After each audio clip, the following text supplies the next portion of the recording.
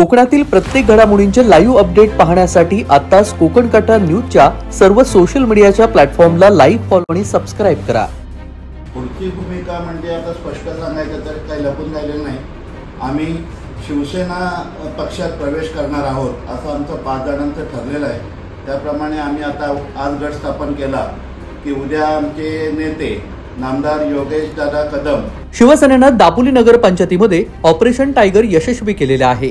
दापोली नगर पंचायतीमध्ये मोठी राजकीय उलथापालथ झाली असून विधानसभा निवडणुकीपूर्वी राष्ट्रवादीमधून उद्धव ठाकरे गटामध्ये सहभागी झालेल्या 7 पैकी 5 नगरसेवक शिंदेंच्या शिवसेनेमध्ये जाणार आहेत। सत्ताधारी आघाडीमधील 7 नगरसेवकांपैकी 5 नगरसेवक उद्या गृहराज्यमंत्री योगेश कदम यांच्या उपस्थितीमध्ये पक्षप्रवेश करणार आहेत। यामध्ये महबूब कमरुद्दीन तळघरकर, संतोष दत्ताराम कलकुटके, अनवर गफूर रकांगे, विलास राजाराम शिगवण, अश्विनी अमोल लांजेकर यांचा समावेश आहे।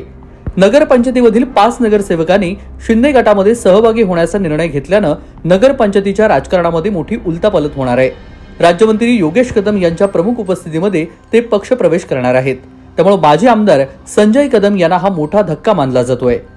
विलासजी, आपण आज दापोली मधून रत्नागिरीमध्ये आलेला आहात आणि काय नेमके कशा करता नेमकं आपण ह्या ठिकाणी रत्नागिरीमध्ये जिल्हाधिकाऱ्यांची भेट घेत आहे, काही प्रतिज्ञापत्र आपण सादर करणार आहात। आपण दापोली नगरपंचायतीमध्ये नगरसेवक आहात, काय भूमिका आहे आपली? आता आम्ही जे दापोलीतून 5 नगरसेवक रत्नागिरीत आलोय ते आम्ही शिवसेना उभाटा गटातून बाहेर पडून एक आमचा वेगळा गट स्थापन करण्यासाठी 5 जण आम्ही रत्नागिरीत कलेक्टर साहेबांची आता भेट घेणार आहोत। पण काय नेमकं वेगळा गट करून पुढची भूमिका काय आहे? पुढची भूमिका म्हणजे आता स्पष्ट सांगायचं तर काही लपून राहिलेलं नाही। आम्ही शिवसेना पक्षात प्रवेश करणार आहोत असं आमचं 5 जणांचं ठरलेलं आहे। त्याप्रमाणे आम्ही आता आज गट स्थापन केला की उद्या आमचे नेते नामदार योगेश दादा कदम यांचा वाढदिवस आहे आणि त्या वाढदिवसानिमित्त जो कार्यक्रम होईल त्या कार्यक्रमात आम्ही शिवसेना पक्षात प्रवेश करायचं ठरवलेलं आहे।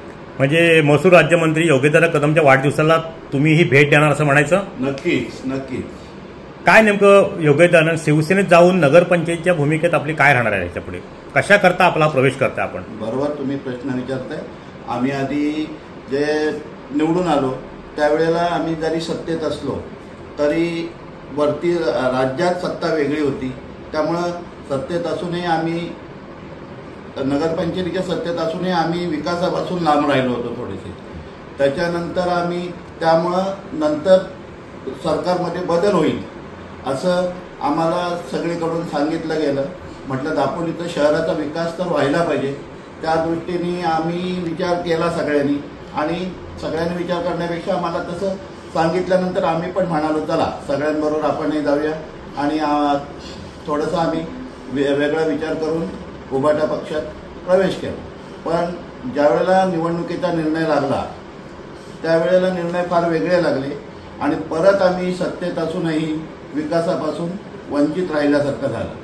त्यानंतर आम्ही शहरात किंवा तालुक्यातलं योगेश दादांचं काम करण्याचा धडाका बघितला आणि जो निधी आणला जातोय गावागावातनं आणि जो विकास होतोय तो बघितल्यानंतर इव्हन आमच्या शहरात योगेशदादांबरोबर असणाऱ्या नगरसेवकांच्या वार्डातला विकास बघितला आणि तो विकास बघितल्यानंतर आमच्या वार्डात 30 मीटरचा साधा पेवर ब्लॉक रस्ता होणं कठीण होत होतं।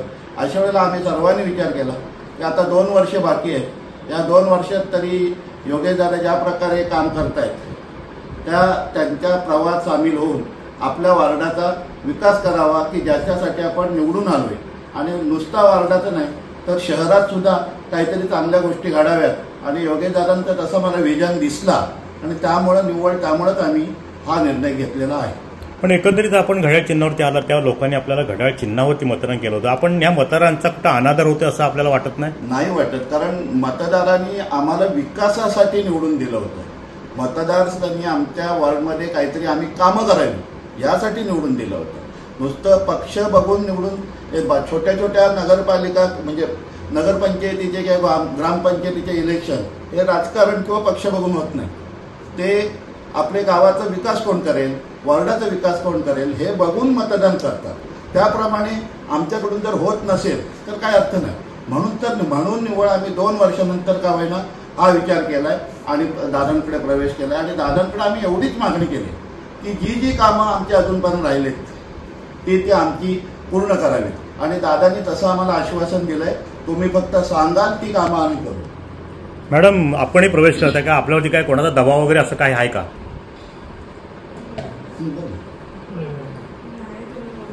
काय स्वखुशीने जात आहे की कोणी तुमच्यावर दबाव टाकला असं की तुम्ही स्वतःहून निर्णय घेता?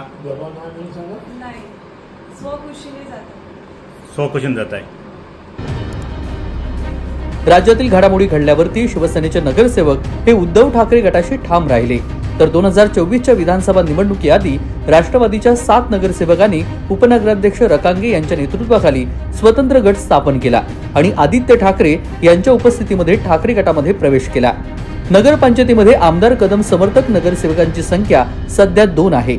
मात्र 5 नगरसेवक शिंदे गटामध्ये सहभागी झाल्यानंतर आमदार योगेश कदम समर्थकांच्या नगरसेवकांची संख्या ही 7 होणार आहे. त्यामुळे दापोली नगरपंचायतीच्या सत्तेमध्ये मोठे फेरबदलाचे संकेत देण्यात आले आहेत. भविष्यामध्ये दापोली नगरपंचायतीमध्ये आमदार योगेश कदम यांच्या नगरसेवकांचं वर्चस्व वाढणार आहे आणि उद्याच्या पक्षप्रवेशावेळी अजूनही काही नगरसेवक पक्षप्रवेश करणार असल्याची माहिती सूत्रांनी दिलेली आहे. तेजस बोरगरे, कोकण कट्टा न्यूज, दापोली.